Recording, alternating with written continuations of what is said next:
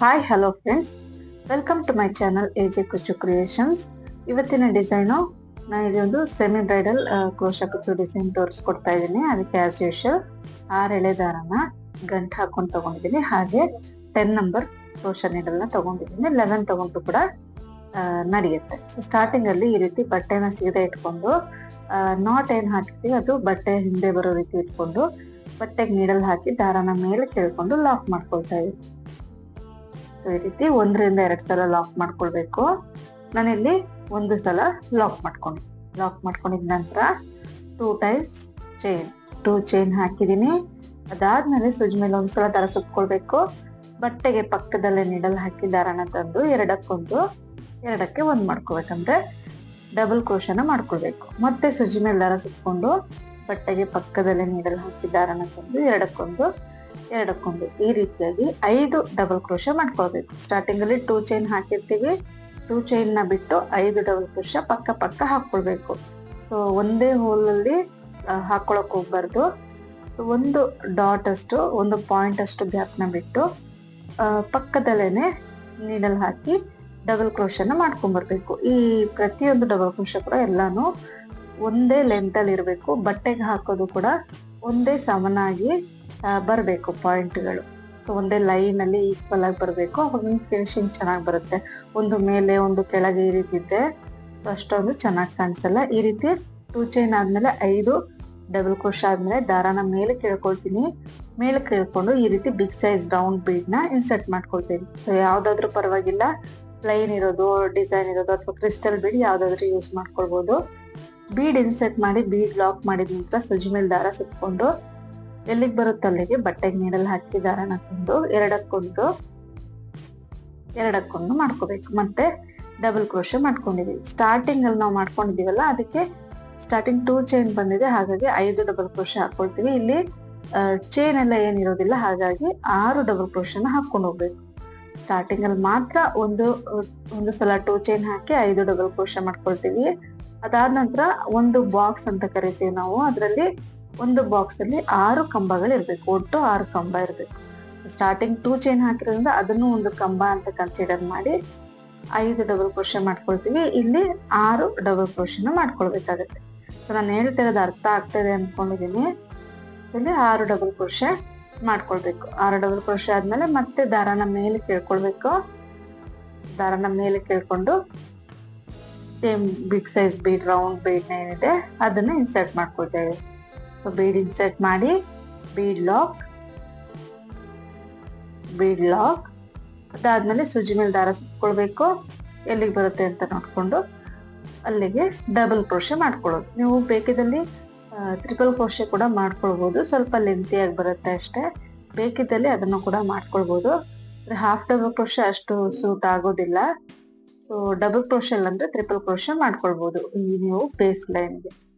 So ಈಗ ಮತ್ತೆ bead insert ಆದ್ಮೇಲೆ ಬೀಡ್ ಲಾಕ್ ಆದ ನಂತರ ಮತ್ತೆ 6 ಡಬಲ್ ಕ್ರೋಶಾನ ಕಂಟಿನ್ಯೂ ಮಾಡ್ಕೊಂಡು ಹೋಗ್ಬೇಕಾಗತ್ತೆ. ತುಂಬಾ ಈಸಿ ಇದೆ. 2 ಸ್ಟೆಪ್ ಅಲ್ಲಿ ಆಗೋಗ್ಬಿಡುತ್ತೆ ಡಿಸೈನ್. ತುಂಬಾ ಗ್ರ್ಯಾಂಡ್ ಆಗಿ ಕೂಡ ಕಾಣಿಸುತ್ತೆ. ಪುಟ್ಟದಾಗಿ ನಿಮ್ಗೆ ಆರ್ಚ್ ಬರುತ್ತೆ. ಬ್ರೈಡಲ್ ಅಥವಾ ಸೆಮಿ ಬ್ರೈಡಲ್ ಅಂತ ಸ್ಯಾರಿಗಳಿಗೆ ಈ ಡಿಸೈನ್ ಆರಾಮಾಗಿ ಟ್ರೈ ಮಾಡ್ಬೋದು. ಸೊ ಪೂರ್ತಿ ಎಂಡಿಂಗ್ ವರೆಗೂ ಈ ರೀತಿ ಹಾಕೊಂಡ್ರೆ ಈ ರೀತಿಯಾಗಿ ಕಾಣಿಸುತ್ತೆ. ನೀವು ಬೇಕಿದ್ದಲ್ಲಿ ಸಿಂಪಲ್ ಆಗಿ ಬೇಕು ಅಂತ ಇದ್ರೆ ಬರೀ ಇಷ್ಟೇ ಕೂಡ ಹಾಕೊಳ್ಬಹುದು ಬಾರ್ಡರ್ ಡಿಸೈನು. ಅಥವಾ ಕುಚ್ಚು ಬೇಕಂತಿದ್ರೆ ಒಂದು ಇದರಲ್ಲಿ ಗ್ಯಾಪ್ ಅಲ್ಲಿ ಬೀಡು, ಒಂದು ಗ್ಯಾಪ್ ಅಲ್ಲಿ 3 ಚೈನ್ ಹಾಕಿ ಒಂದು ಬೀಡು ಒಂದು ಕುಚ್ಚು ಈ ರೀತಿ ಕೂಡ ಮಾಡ್ಕೊಂಡು ಹೋಗ್ಬೋದು. ಸೊ ನೆಕ್ಸ್ಟ್ ಸ್ಟೆಪ್ ನಾನಿಲ್ಲಿ ಕಾಂಟ್ರಾಸ್ಟ್ ಕಲರ್ ದಾರ 6 ಎಳೆ ದಾರನೇ ತಗೊಂಡು ಸ್ಟಾರ್ಟಿಂಗ್ ಬಟ್ಟೆಗೆ 2 ಚೈನ್ ಏನ್ ಹಾಕಿರ್ತೀವಿ ಅಲ್ಲಿಗೆ ಲಾಕ್ ಮಾಡ್ಕೊಳ್ತಾ ಇದೀನಿ. ಅದಾದ ನಂತರ 2 ಚೈನ್ ಹಾಕಿ 3 ಕಂಬಗಳಾದ್ಮೇಲೆ ಸ್ಟಾರ್ಟಿಂಗ್ ಇಂದ 3 ಕಂಬನ ಬಿಟ್ಟು ಮಧ್ಯದಲ್ಲಿ ನಾನು ಹೋಲ್ ಗ್ಯಾಪ್ ಹೇಳ್ತಲ್ಲ, ಕಂಬದ ಮಧ್ಯದಲ್ಲಿ ನೀಡಲ್ ಹಾಕಿ ಲಾಕ್ ನ ಮಾಡ್ಕೊಳ್ಬೇಕು. ಸೊ 2 ಚೈನ್ ಹಾಕಿ 3 ಕಂಬ ಆದ್ಮೇಲೆ ಮಧ್ಯದಲ್ಲಿ ನೀಡಲ್ ಹಾಕಿ ಲಾಕ್ ಮಾಡ್ಕೊಳ್ತೀನಿ. ಅದಾದ್ಮೇಲೆ ಸೂಜಿ ಮೇಲೆ 2 ಸಲ ದಾರ ಸುತ್ಕೊಂಡು ಈ ಬೀಡ್ದು ಬ್ಯಾಕ್ ಸೈಡ್ ಏನ್ ದಾರ ಇರುತ್ತೆ, ಬೀಡ್ ಬ್ಯಾಕ್ ಸೈಡ್ ಇರೋ ದಾರಕ್ಕೆ ನೀಡಲ್ ಹಾಕ್ಬೇಕು. ಸೈಡ್ಗೆ ನೀವು ಎಡ್ಜಿಗೆ ನೀಡಲ್ ಹಾಕಿದ್ರೆ ಈಸಿಯಾಗಿ ಆಗುತ್ತೆ. ನೀಡಲ್ ಹಾಕಿ ದಾರನ ತಂದು ಫಸ್ಟ್ 2 ದಾರ ಒಂದ್ ಮಾಡ್ಕೊಳ್ಬೇಕು. ಸೆಕೆಂಡ್ 2 ದಾರನ ಒಂದ್ ಮಾಡ್ಕೋಬೇಕು. ಥರ್ಡ್ 2 ದಾರನ ಒಂದ್ ಮಾಡ್ಕೊಳ್ಬೇಕು. ಇದಕ್ಕೆ ನಾವು ಟ್ರಿಪಲ್ ಕ್ರೋಶಾ ಅಂತ ಕರಿತೀವಿ. ಸೊ ಒಂದು ಕಂಬ ಆಯ್ತು. ಈಗ ಮತ್ತೆ ದಾರನ ಮೇಲೆ ಕೇಳ್ಕೊಂಡು ಸ್ಮಾಲ್ ಸೈಜ್ ಬೀಡ್ ನಾನು ತಗೊಂಡಿದ್ದೀನಿ. ಒಂದು ಬೀಡ್ ನ ಇನ್ಸರ್ಟ್ ಮಾಡ್ಕೊಳ್ಬೇಕು. ಬೀಡ್ ಇನ್ಸರ್ಟ್ ಮಾಡಿ ಸೂಜಿ ಮೇಲೆ 2 ಸಲ ದಾರ ಸುತ್ಕೊಳ್ಳೋದು. ಸುತ್ಕೊಂಡು ಅದೇ ಗ್ಯಾಪ್ ಏನಿದೆ, ಬೀಡದ ಬ್ಯಾಕ್ ಸೈಡ್ ದಾರ ಏನಿದೆ ಅಲ್ಲಿಗೆ ನೀಡಲ್ ಹಾಕಿ ದಾರನ ತರಬೇಕು. ಸೂಜಿ ಮೇಲೆ 4 ದಾರ ಇರುತ್ತೆ. ಫಸ್ಟ್ 2 ದಾರ ಒಂದ್ ಮಾಡೋದು, ಸೆಕೆಂಡ್ 2 ದಾರನ ಒಂದ್ ಮಾಡ್ಕೋಬೇಕು, ಮತ್ತೆ ಥರ್ಡ್ 2 ದಾರನ ಒಂದ್ ಮಾಡ್ಕೋಬೇಕು. ಈಗ ಮತ್ತೆ ಬೀಡ್ ನ ಇನ್ಸರ್ಟ್ ಮಾಡಿ ಸೂಜಿ ಮೇಲೆ 2 ಸಲ ದಾರ ಸುತ್ಕೊಂಡು ಮತ್ತೆ ಟ್ರಿಪಲ್ ಕ್ರೋಶನ ಮಾಡ್ಕೊಳ್ಳೋದು. ಈ ರೀತಿ ಸ್ಟಾರ್ಟಿಂಗ್ ಅಲ್ಲಿ 4 ಟ್ರಿಪಲ್ ಕ್ರೋಶ 3 ಬೀಡನ್ನ ಮಾಡ್ಕೊಳ್ಬೇಕಾಗತ್ತೆ. ಒಂದು ಕಂಬ, ಒಂದು ಬೀಡು, ಒಂದು ಕಂಬ, ಒಂದು ಬೀಡ್, ಈ ರೀತಿಯಾಗಿ ಮಾಡ್ಕೊಂಡ್ರೆ ಟೋಟಲ್ ಆಗಿ 3 ಬೀಡ್ಗಳು ಹಿಡಿಸ್ತವೆ. 3 ಬೀಡ್ ಹಾಕಿ 4 ಟ್ರಿಪಲ್ ಕ್ರೋಶ ಆಗುತ್ತೆ. ನೀವು ಬೇಕಿದ್ದಲ್ಲಿ ಟ್ರಿಪಲ್ ಕ್ರೋಶ ಬದಲಿಗೆ ಡಬಲ್ ಕ್ರೋಶನ ಕೂಡ ನೀವು ಹಾಕೊಳ್ಬಹುದು. ಅದೇನು ಸ್ವಲ್ಪ ಲೆಂತ್ ಸ್ವಲ್ಪ ಚಿಕ್ಕದಾಗಿ ಬರುತ್ತೆ ಅಷ್ಟೇ. ಅಷ್ಟೊಂದೇನು ಡಿಫ್ರೆನ್ಸ್ ಅನ್ಸಲ್ಲ. ಈ ರೀತಿ 4 ಕಂಬಗಳಾದ್ಮೇಲೆ 3 ಬೀಡು, 4 ಕಂಬ ಆದ್ಮೇಲೆ ಒಂದು ಚೈನ್ ಹಾಕೊಳ್ತೀನಿ. ಒಂದು ಚೈನ್ ಹಾಕಿ ಸೂಜಿ ಮೇಲೆ 2 ಸಲ ಧರಿಸ್ಕೊಂಡು ಮತ್ತೆ ಕಂಬನ ಕಂಟಿನ್ಯೂ ಮಾಡ್ಕೊಂಡು ಹೋಗೋದು. ಈ ಒಂದು ಚೈನ್ ಏನಕ್ಕೆ ಹಾಕಿದೀವಿ ಅಂದ್ರೆ ಕುಚ್ಚು ನಾವು ಕಟ್ಕೊಳ್ತೀವಿ ಈ ಗ್ಯಾಪ್ ಅಲ್ಲಿ, ಹಾಗಾಗಿ ಒಂದು ಚೈನ್ ಹಾಕಿ ಮತ್ತೆ ಕಂಬಗಳನ್ನ ಕಂಟಿನ್ಯೂ ಮಾಡ್ಕೊಂಡು ಹೋಗೋದು. ಟ್ರಿಪಲ್ ಕ್ರೋಶೆ ಹಾಕೋದು.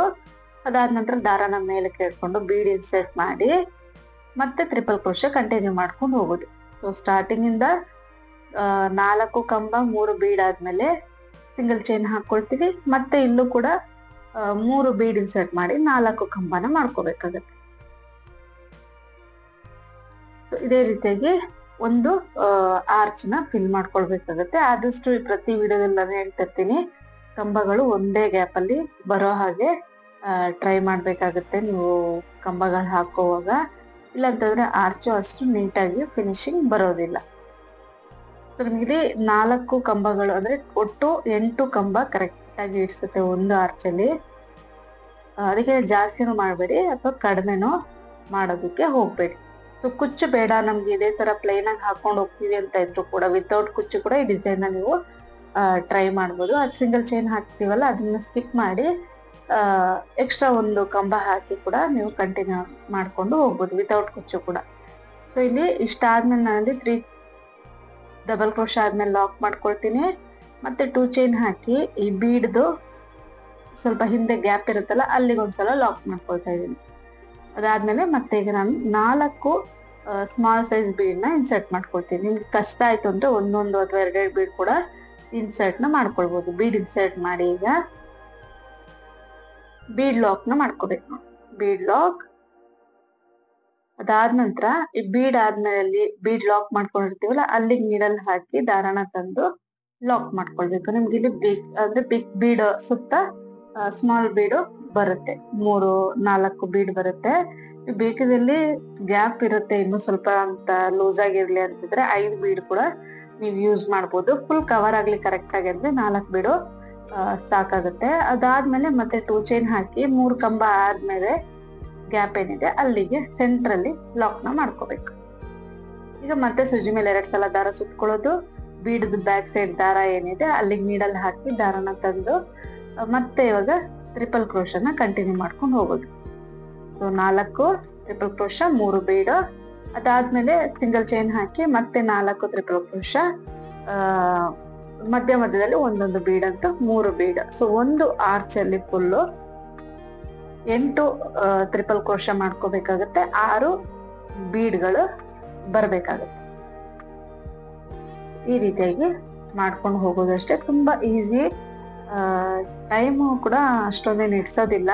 ಕುಚ್ಚು ಕಟ್ಕೊಳ್ಳೋದಷ್ಟೇ. ಯಾಕಂದ್ರೆ ಪುಟ್ಟ ಆರ್ಚ್ ಆಗಿರೋದ್ರಿಂದ ಪಕ್ಕ ಕುಚ್ಚುಗಳು ಬರ್ತದೆ. ಟೈಮ್ ಕೂಡ ಇಡ್ಸುತ್ತೆ. ಸೊ ಯಾವಾಗ್ಲೂ ಅಷ್ಟೇ ಬಿಗ್ ಆರ್ಚ್ ಅಥವಾ ಗ್ರ್ಯಾಂಡ್ ಡಿಸೈನ್ ಅಂತಿದ್ರೆ ನಿಮ್ಗೆ ಟೈಮ್ ಅಷ್ಟು ಜಾಸ್ತಿ ಕನ್ಸ್ಯೂಮ್ ಆಗೋದಿಲ್ಲ.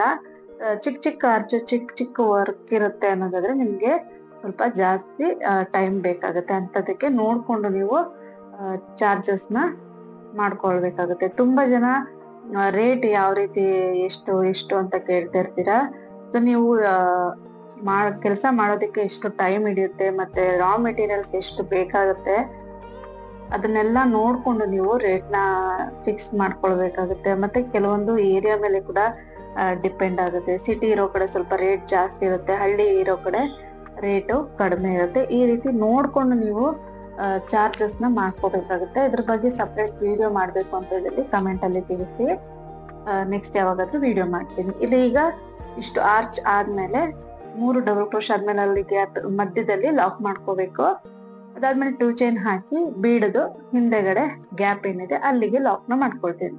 ಸೊ ಇದೇ ರೀತಿಯಾಗಿ ಕಂಟಿನ್ಯೂ ಮಾಡ್ಕೊಂಡು ಹೋಗೋದು. ಈಗ ದಾರನ ಮೇಲೆ ಕೇಳ್ಕೊಳ್ಳೋದು, ಮೇಲೆ ಕೇಳ್ಕೊಂಡು 4 ಸ್ಮಾಲ್ ಸೈಜ್ ಬೀಡ್ ಇನ್ಸರ್ಟ್ ಮಾಡೋದು. ನೆಕ್ಸ್ಟ್ ಬೀಡ್ ಲಾಕ್ ಏನಿದೆ ಅಲ್ಲಿಗೆ ಲಾಕ್ ಮಾಡ್ಕೊಳ್ಳೋದು. ನೋಡಿ ಇಷ್ಟೇ ಡಿಸೈನು. ಒಂದು ಬೀಡ್ ಹತ್ರ ಆರ್ಚ್ ಬರುತ್ತೆ, ನೆಕ್ಸ್ಟ್ ಬಿಗ್ ಸೈಜ್ ಬೀಡಿಗೆ ಸ್ಮಾಲ್ ಸೈಜ್ ಬೀಡ್ ಬರುತ್ತೆ, ಮತ್ತೆ ಒಂದು ಆರ್ಚ್ ಬರುತ್ತೆ, ಮತ್ತೊಂದು 4 ಬೀಡ್ಗಳನ್ನ ಸ್ಮಾಲ್ ಸೈಜ್ ಬೀಡ್ ನ ಇನ್ಸರ್ಟ್ ಮಾಡ್ಕೊಂಡು ಹೋಗೋದು ಅಷ್ಟೇ. ತುಂಬಾ ನೀಟಾಗಿ ಬರುತ್ತೆ ಡಿಸೈನು. ಬಿಗಿನರ್ಸ್ ಆರಾಮಾಗಿ ಟ್ರೈ ಮಾಡ್ಬೋದು, ಅಂತ ಕನ್ಫ್ಯೂಸ್ ಆಗೋದರ ಡಿಸೈನ್ ಏನಲ್ಲ. ಕೌಂಟಿಂಗ್ಸ್ ಕೂಡ ತುಂಬಾನೇ ಈಸಿ ಇದೆ. ಈ ರೀತಿ ನೋಡಿ, ಈ ದಾರ ಏನಿದೆ ಅದನ್ನ ಸ್ವಲ್ಪ ಹಿಂದಕ್ಕೆ ತೊಳ್ಕೊಳ್ಬೇಕು. ಪ್ಲೈನ್ ಬೀಡ್ ಅಂದ್ರೆ ನಿಮ್ಗೆ ಆರಾಮಾಗಿ ಹಿಂದಕ್ಕೆ ಹೋಗುತ್ತೆ. ಈ ರೀತಿ ಡಿಸೈನ್ ಇರೋದಂದ್ರೆ ಸ್ವಲ್ಪ ಅಲ್ಲಿ ಸ್ಟಕ್ ಆದಂಗ ಆಗುತ್ತೆ. ಅದನ್ನ ಬ್ಯಾಕ್ ಸೈಡ್ ಜರುಗಿಸ್ಕೊಂಡ್ರೆ ಆಯ್ತು, ನೀಟಾಗಿ ಕುತ್ಕೊಳ್ಳುತ್ತೆ. ನೋಡ್ತಾ ಇರ್ಬೋದು.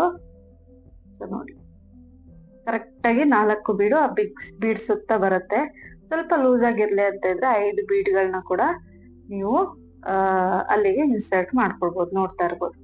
ಸಿಂಗಲ್ ಚೈನ್ ಏನ್ ಹಾಕಿರ್ತೀವಿ ನಾವು ಇದ್ರಲ್ಲಿ, ಅಲ್ಲಿಗೆ ನಾವು ಕುಚ್ಚನ್ನ ಕಟ್ಕೊಳ್ತೀವಿ.